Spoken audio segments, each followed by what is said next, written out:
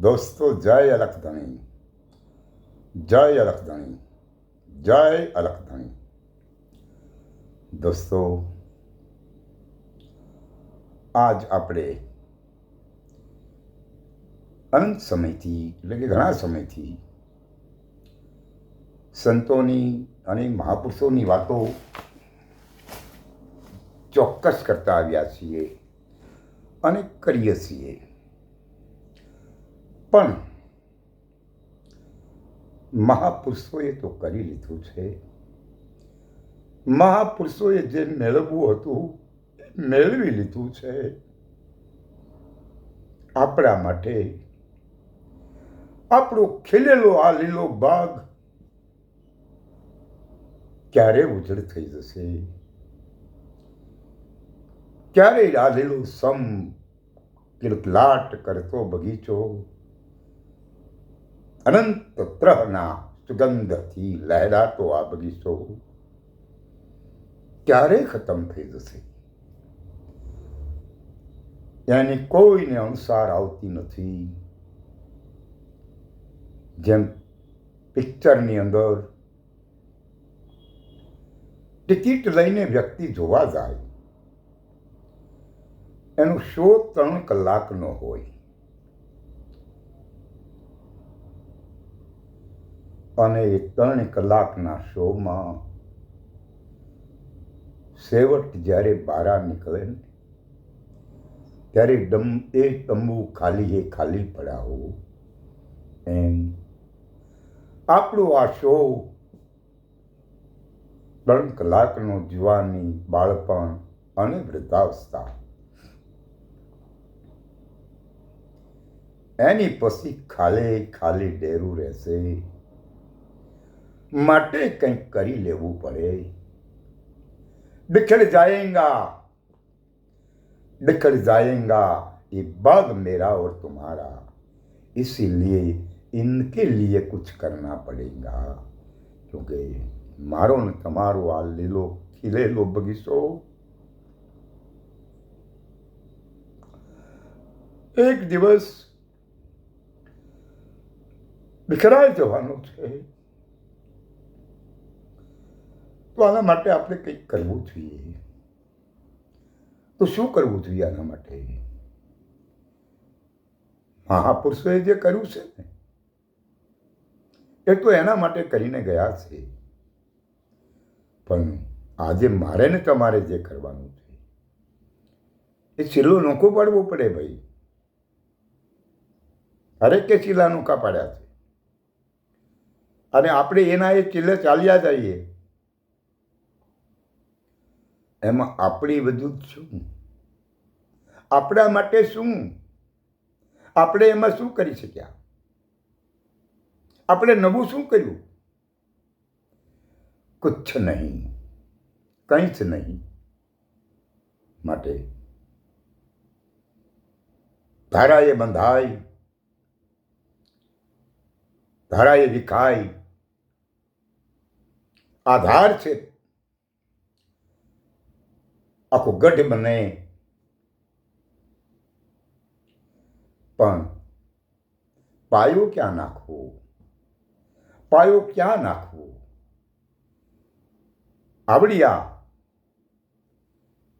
ભીતરની ભાવના જ્યાં સુધી મને તમને નહીં જાગે ને ત્યાં સુધી હું ને તમે વાતનો પાયો નહીં નાખી શકીએ. માટે જે વાત છે વ્યાપક, એ વાતના પાયા ઉપર આપણે ઊભું રહેવું છે. પહેલા આપણે પાયાને મજબૂત કરવો પડશે. અને પાયાને નાખવા માટે આપણે કઈ પ્રકારનો પાયો નાખવો, કેવા પ્રકારના એ પાયાને કરવા માટે, પાયાને ગાળવા માટે સાધનો લાવવા પડે. તો પ્રથમ તો સાધન, આ પાયાને મજબૂત કરવા માટે, ગાળવા માટે સદવિચાર રૂપી સાધનની જરૂર છે. મને તમને સદવિચાર રૂપી હથિયાર જો નહીં મળે, આ ગલ ભીતરમાંથી ઘટોઘટમાંથી સદવિચારનું પ્રાગટ્ય નહીં થાય તો આ અખંડ નંદ પરમાત્મા જ્યાંના ત્યાં જવું છે, જે દાદરો બનાવીને એ દાદરાનો પાયો નાખવા માટે મારા તમારા સદવિચારની જરૂર પડશે. અને જેના સદવિચાર હશે ને એ વ્યક્તિ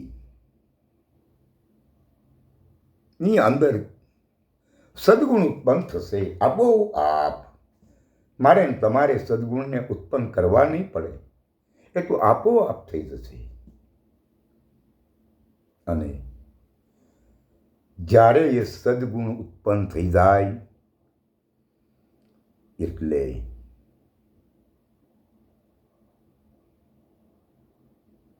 ભાવનાનો માહોલ ઊભો થાય. એવી ભાવનાનો માહોલ ઊભો થાય કે બપુ ઘડીએ બેહાય નહીં ને ઘડીએ ઊભું રહેવાય નહીં. આ ખટકે આટે પૌરને 32 ઘડી ઈ કલેજામાં ખટક ખટક ખટકે. જે માટે મેં તમે પાયો નાખ્યો હોય અને એ પાયાએ પગવા માટે આપણે ભાવનાઓની જ્યારે બાંહેધરી ઊભી થઈ જાય, ભાવનાઓનું પ્રાગટ્ય થઈ જાય, ત્યારે હું ને તમે કોઈ મહાપુરુષના સાનિધ્યમાં છીએ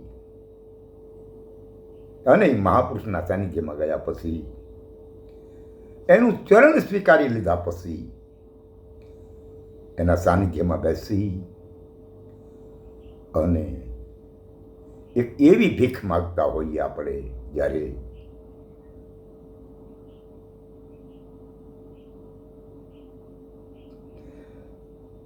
હે મહાપુરુષ,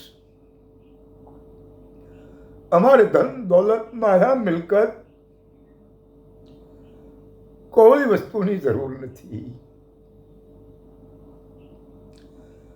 પણ અમને એક એવો ઈશારો આપો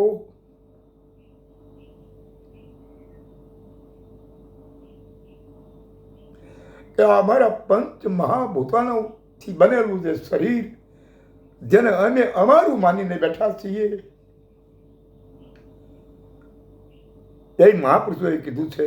બાકી તો અમને ખબર નથી કે આ શરીર કોનું છે ને કેમ છે.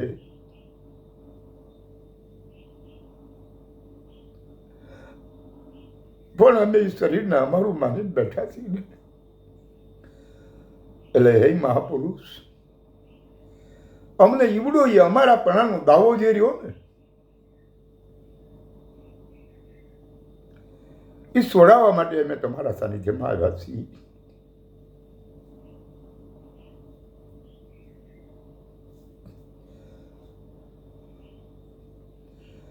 અને જ્યારે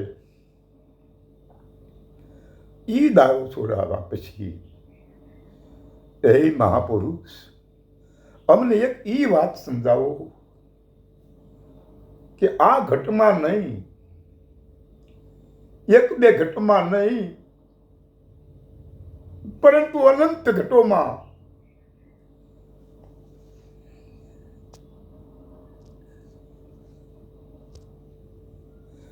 જે ઘટોઘટ ઉર્જા પ્રગટી રહી છે, એ ઉર્જા ક્યાંથી આવે છે? આમાં આ ઉર્જાનો દેનારો કોણ છે? જે ઉર્જાના આધારિત આ દરેકની જીવન નૌકા ચાલી રહી છે. આ વાસ્તવિકતા અને આ હકીકત હે મહાપુરુષ અમને સમજાવો. ઉર્જા ક્યાં અને ઉર્જા કેમ?